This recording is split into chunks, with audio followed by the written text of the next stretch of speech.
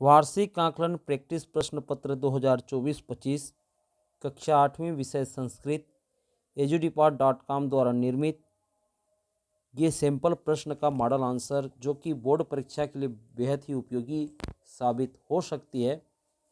चलिए शुरू करते हैं। वस्तुनिष्ठ प्रश्न है, सही विकल्प चुनकर के लिखिए। भोजली गीतम गीत है। ऋतु गीतानी, सोहर गीतानी, संस्कार गीतानी, जेवनार गीतानी।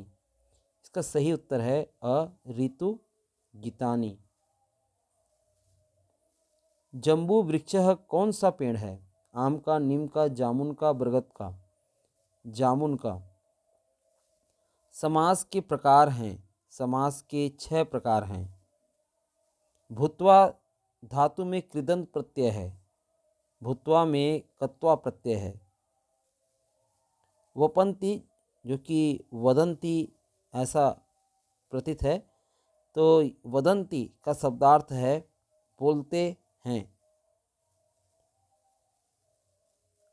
अगला प्रश्न है, रिक्त स्थानों की पूर्ति कीजिए।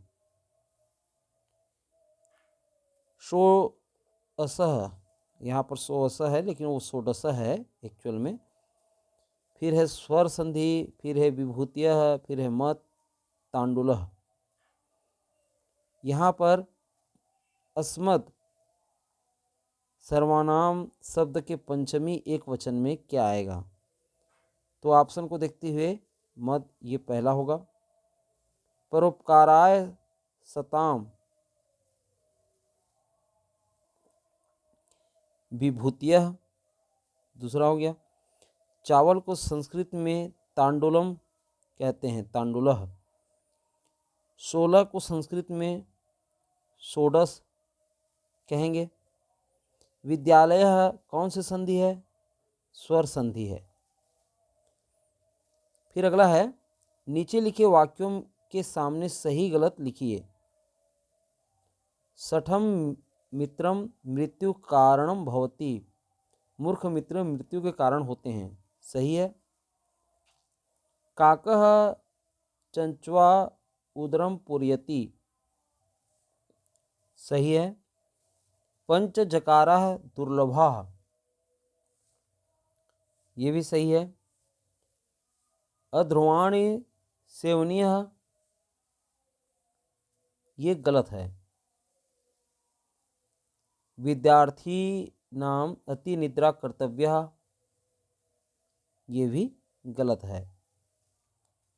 फिर अगला है, अति लघुत्तरीय प्रश्न, संधि विच्छेद कीजिए। विद्यालय विद्या धन आलय, दीर्घ स्वर संधि। नास्ति हो जाएगा न धन अस्ति, नास्ति। फिर अगला है, तीनों वचनों में शब्द रूप लिखिए। राम का चतुर्थी विभक्ति। रामाय, फिर है रामाभ्याम,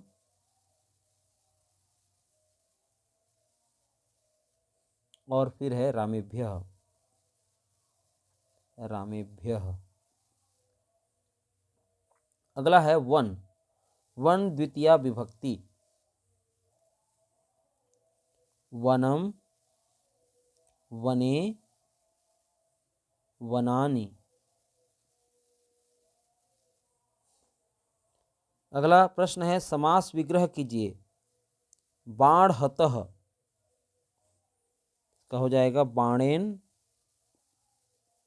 हतः, मतलब है बाण से मारा गया है ना। पितरौ, पितरौ का हो जाएगा माता च पिता च, ये हो जाएगा आपका द्वंद्व समास। और बाणेन हतेन, बाणेन हतः, ये हो जाएगा तत्पुरुष। फिर है विलोम शब्द लिखिए। विलंब, विलंब का शीघ्रम, और दिन का हो जाएगा रात्रि। निम्नलिखित शब्दों का हिंदी में अर्थ लिखिए। पार्श्वे यानी होगा पीछे में, और संस्कृति यानी संस्कृति होगा। ठीक है। अधोलिखित पदों के पुरुष व वचन बताइए। पश्यति हो जाएगा आपका लट लकार अन्य पुरुष एक वचन, अन्य पुरुष एक वचन। इसी तरीके से गच्छामः हो जाएगा लट लकार उत्तम पुरुष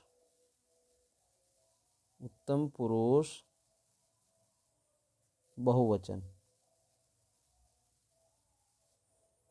अगला प्रश्न है, निम्न शब्दों का संस्कृत में वाक्य में प्रयोग कीजिए। जलम का हो जाएगा जलम जीवनस्य आधारः अस्ति। जलम जीवनस्य, जल जीवन का आधारः अस्ति।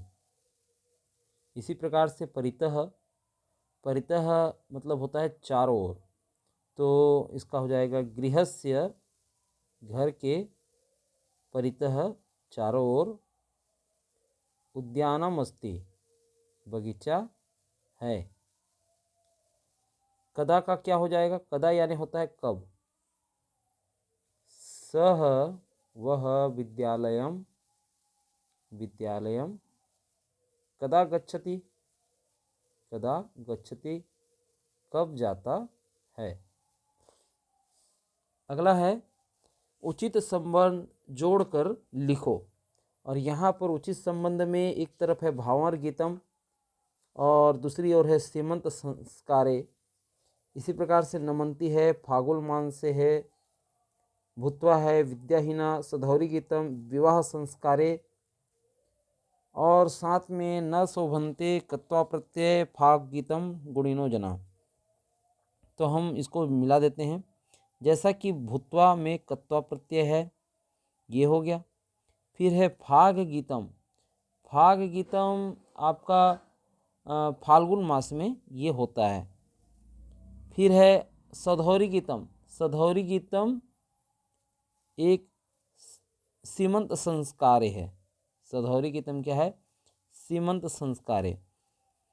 और आगे नमंती गुणिनो जना, ये हो गया। न शोभन्ते विद्याहीन को कोई कुछ भी शोभा नहीं देता। और यहाँ पर ये हो गया भावार्थ गीतम जो है हो गया आपका विवाह संस्कार है। फिर आगे हम देखें, संस्कृत में अनुवाद कीजिए। वह स्त्री हिम्मत वाली है। उत्तर हो जाएगा सा स्त्री हिम्मत वाली को धीरः अस्ति ऐसा लिख सकते हैं। फिर है लड़के मैदान में खेलते हैं। लड़के के लिए बालका, मैदानी के लिए हो जाएगा क्षेत्रे, मैदान में। क्रीडन्ति है ना। बालक को फल खाना चाहिए। बालकः फलानि भक्षितुम् अर्हति। मैं प्रतिदिन ईश्वर की स्मरण करता हूँ। अहम प्रतिदिनम ईश्वरस्य स्मरणं करोमि। अभिमन्यु वीर बालक था। अभिमन्युः वीरः बालकः आसीत्। अपने पाठ्य पुस्तक से कंठस्थ श्लोक लिखिए जो इस प्रश्न पत्र में न आया हो। तो वैसे देखा जाए तो यहाँ पर तो कोई भी नीति नवनीतम से या कहें सुभाषितानी से कुछ भी यहाँ पूछा नहीं गया है। तो सुभाषितानी या नीति नवनीतम से कहीं से भी एक आप लिख सकते हैं। जैसा कि एक बहुत चर्चित है, नमन्ति फलिनो वृक्षाः नमन्ति गुणिनो जनाः शुष्क वृक्षाक्ष मूर्खाश्च नमन्ति कदाचन। तो ये आप लिख सकते हैं। फिर है अगला है कि निम्नलिखित प्रश्नों के उत्तर संस्कृत में लिखिए। सरह केन विभाति, इसका उत्तर हो जाएगा सरह पयसा कमलेन च विभाति। मतलब यहाँ पर केन के जगह में आप लिख सकेंगे पैसा कमलेन च।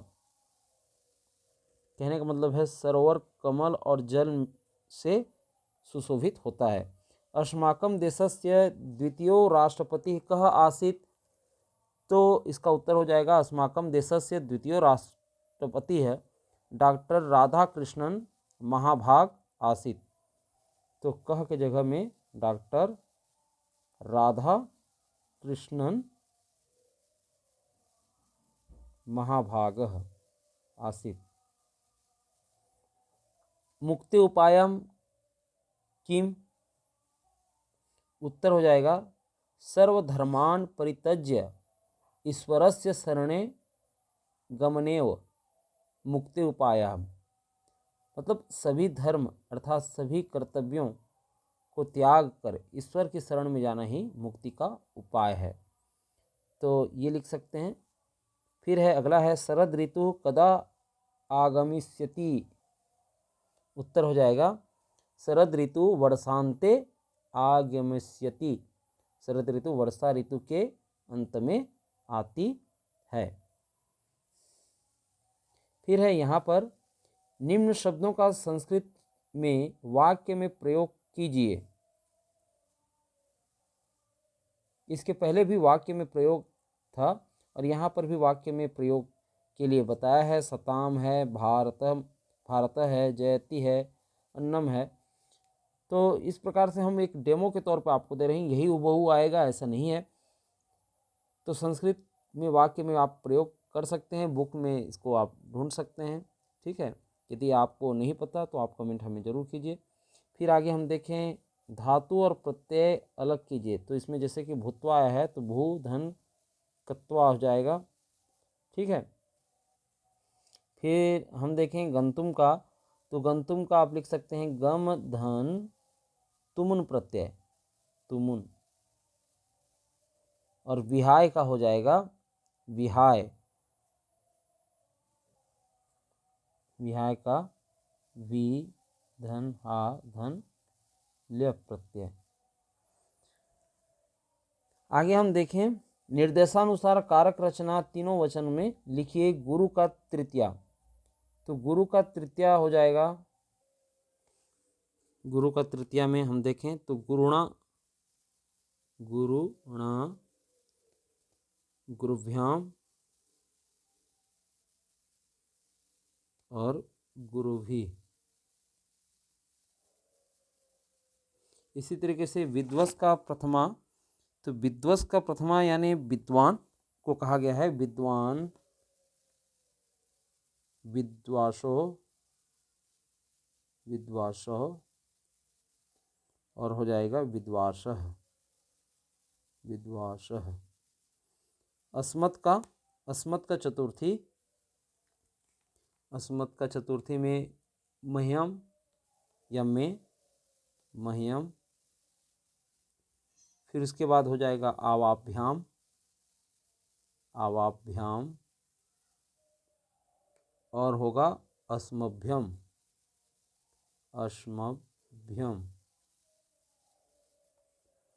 अगला यहाँ पर हम देखें धातु रूप काल रचना तीनों वचन में पठ, पठ का लोट लकार प्रथम पुरुष को लिखना है तो हो जाएगा इसका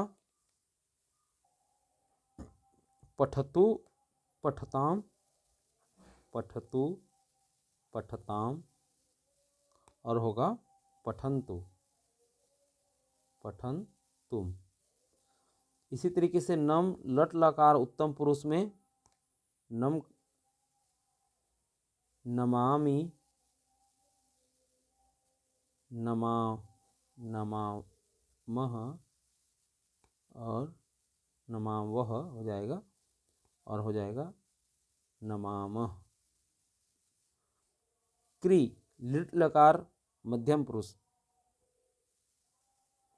हो जाएगा इसका करिष्यसि करिष्यसि करिष्यतः करिष्यथ और करिष्यत।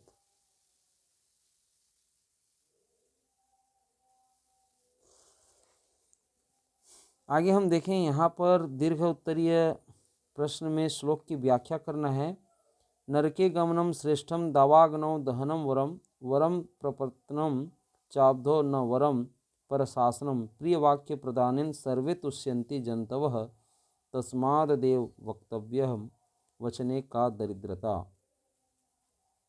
इसका अर्थ हम देखें तो यहाँ नरक में जाना श्रेष्ठ है। नरके गमनम यानी नरक में जाना श्रेष्ठ है। नरके गमनम श्रेष्ठम नरक में जाना श्रेष्ठ है। दावाग्नो जंगल में आग को दावाग्नि कहते हैं। तो दावाग्नो जंगल की आग में दहनम वरम जल जाना अच्छा है। वरम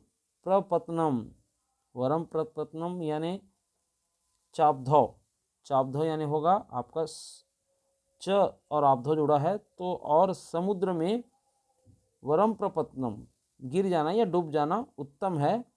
न वरम पर शासनम किंतु वरण नहीं करना चाहिए, अच्छा नहीं है। पर शासनम दूसरों की शासन में रहना या परतंत्र में रहना अच्छा नहीं है। फिर है आगे यहाँ पर प्रिय वाक्य प्रदानेन मधुर वचन बोलने से, ठीक है। सर्वे तुष्यन्ति जंतवः सभी जंतु सभी जीव संतुष्ट होते हैं। तस्मादेव मतलब तस्मात् एव इसलिए वैसा ही वक्तव्य बोलना चाहिए। वचने वचन में का दरिद्रता क्या दरिद्रता है, ठीक है। अच्छे वचन बोलने में क्या दरिद्रता है। या फिर अपनी पाठ्य पुस्तक की कोई 2 सूक्ति आपको लिखना है तो सूक्ति भी लिख सकते हैं। सूक्ति तो आपको पता ही होगा। सूक्ति जो कि पाठ में आपका श्रद्धावान लभते ज्ञानम ये हो गया है ना, और योगः कर्मसु कौशलम ये लिख सकते हैं आप। दोनों चीज़ों को आप लिख सकते हैं। फिर आगे ये सूक्ति आपके पाठ से मिल जाएगा, आप देख सकते हैं पुस्तक से। निम्नलिखित गद्यांशों का हिंदी में अनुवाद कीजिए। यहाँ पर कोई एक यहाँ पर पहले हम अनुवाद को देखते हैं कि अनुशासनम बिना समाजस्य अनुशासन के बिना समाज का व राष्ट्रस्य व या राष्ट्र का उन्नति न संभवती उन्नति संभव नहीं है। मानव जीवन में अनुशासन ही महत्वपूर्णम अस्ति महत्वपूर्ण है। यथा जिस प्रकार सृष्टि का कार्य अनुशासने और इसमें एव जुड़ा है अनुशासन से ही संचालित होता है। तथैव यानी उसी प्रकार ही जनानाम जीवनम लोगों का जीवन भी मतलब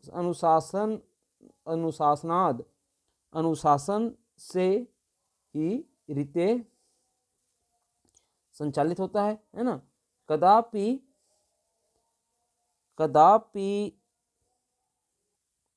अनुशासनाद रीते अनुशासन के बिना कदापि कभी भी संचालित न शक्यते नहीं हो सकता है। अनुशासन ही जीवन को सुव्यवस्थित परिलक्ष्यन्ते दिखाई देता है। अनुशासन से जीवन सुव्यवस्थित दिखाई देता है। सुव्यवस्थित जीवन ही विकास स्तंभ स्थित विकास का आधार है। अनुशासन से ही कर्तव्य अधिकारयोः बोधो भवति, कर्तव्यों का ज्ञान होता है। अतः अनुशासनम, इसलिए अनुशासन उन्नतया द्वारमस्ति, उन्नति का द्वार है। अनुशासन से व्यवहार में शील सत्य विनयश्च, शील सत्य और विनय संवर्धनते बढ़ते हैं। आगे हम देखें यहाँ पर दूसरा, ग्राम्य जीवनम सुव्यवस्थितम भवति, गांव की जीवन सुव्यवस्थित भवति होता है। ग्रामे, गांव में प्रायः सर्वे स्वस्था भवन्ति, सभी स्वस्थ होते हैं। वनेषु नगरेषु च, वनों और नगरों में तथा जीवनम न भवति, उस प्रकार से जीवन नहीं होता है। वस्तुतः ग्राम वन नगरयोः मध्ये सन्ति, वन और नगर के मध्य में हैं। ग्रामीणा जना प्रायेण कृषिवला भवन्ति, कृषिवला यानी किसान भवन्ति होते हैं। ते च प्रातःकालात् सायं यावत् क्षेत्रेषु कर्म कुर्वन्ति, वे ते च यानी और वे, ठीक है, ते च यानी और वे, प्रातःकालात् प्रातःकाल से ही, सायं माने प्रातः से सायं काल तक, शाम तक, यावत जिस प्रकार, क्षेत्रेषु खेतों में, कर्मम कुर्वन्ति काम करते हैं। क्षेत्राणि मतलब होगा खेतों के परितः, चारों ओर। वारिणा यानी जल से भरी, वारिणा पूर्णा यानी जल से भरी हुई। कुल्या भवन्ति, कुल्या यानी नालियाँ होती हैं। कृषिका किसान, क्षेत्राणि खेतों को, हलेन करसन्ति हल से जोतते हैं। कुल्याजनेन नाली के जल से, तानि सिंचन्ति उसकी सिंचाई करते हैं। तत्र बीजानि विपन्ति च, और वहाँ बीज को बोते हैं। अच्छा, वपन्ति यानी बोते हैं। और हमने यहाँ पर शायद ऊपर में, सबसे ऊपर में यहाँ पर वपन्ति को वदन्ति का वो कर दिया, तो उस हिसाब से क्या हो जाएगा, बोते हैं हो जाएगा। वपन्ति यानी बोते हैं, ठीक है। तो यदि वीडियो आप बाद में देख रहे हैं तब तो सुधार कर लेंगे, जब आखिरी तक देख रहे हैं तो, या तो बहुत जने जो स्किप कर लिए हैं उनको पता भी नहीं होगा फिर, है ना। खैर, उनको हम कमेंट से बता देंगे। अवकाश प्राप्ति हेतु संस्कृत भाषा में पत्र लिखिए। तो किस तरह से लिखना है आपको पत्र, ये तो आपको पता ही होगा। एक उदाहरण स्वरूप हम बता दें। सेवा में को सेवायाम लिखना है, श्रीमान प्रधान अध्यापकः, और जो भी आपका स्कूल का नाम रहेगा उसको लिखना है। फिर है विषय, अवकाश हेतु आवेदनम, महोदय सविनम निवेदम अस्ति यत् अहम सहसा ज्वरेण पीड़ितम अस्मि, अतः विद्यालयम आगन्तुम न समर्थः। एतद् अर्थनम दिनत्रयस्य, और जो भी आपका दिनांक है, दिनांकनात् पर्यंतम अवकाशार्थम भवतम प्रार्थ्यते, और भवतः आज्ञाकारी शिष्य करके आपका नाम आप लिख सकते हैं। फिर है यहाँ पर आप देख लीजिए कि निम्न शब्दों में संस्कृत में वाक्य बनाना है आपको। उष्मणः सूर्योदय, वृक्षा परोपकाराय प्रतीयते, अवलोक्य, इसको आप लिख सकते हैं। वीडियो लंबा ना करते हुए हम यहाँ पर आपको बता देते हैं कि किन किन विषयों पर आपको निबंध याद करनी चाहिए। मम पाठशाला, पुस्तकम, धेनु और उद्यानम। तो खैर, कैसा लगा आप लोगों को हमारा ये प्रयास, आप जरूर कमेंट कीजिए। हम मिलते हैं ऐसे ही मॉडल आंसर लेकर के, तब तक के लिए धन्यवाद।